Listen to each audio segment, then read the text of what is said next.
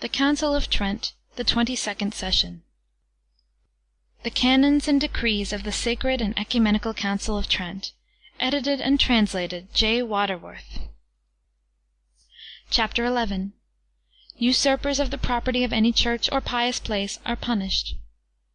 If any cleric or layman, by whatsoever dignity preeminent, be he even emperor or king, should be so possessed by covetousness, that root of all evils, as to presume to convert to his own use, and to usurp, by himself or by others, by force or fear, or even by means of any supposititious persons, whether lay or clerical, or by any artifice, or under any colourable pretext whatsoever,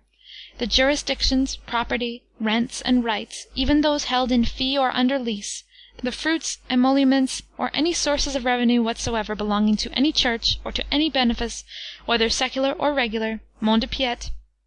or to any other pious places which ought to be employed for the necessities of the ministers thereof, and of the poor,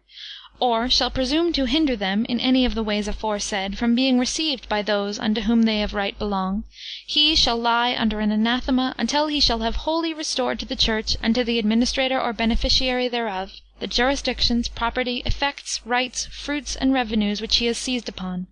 or in whatsoever way they have come to him, even by way of a gift from a supposititious person, and until he shall, furthermore, have obtained absolution from the Roman Pontiff. And if he be the patron of the said church, he shall, besides the penalties aforesaid, be thereupon deprived of the right of patronage.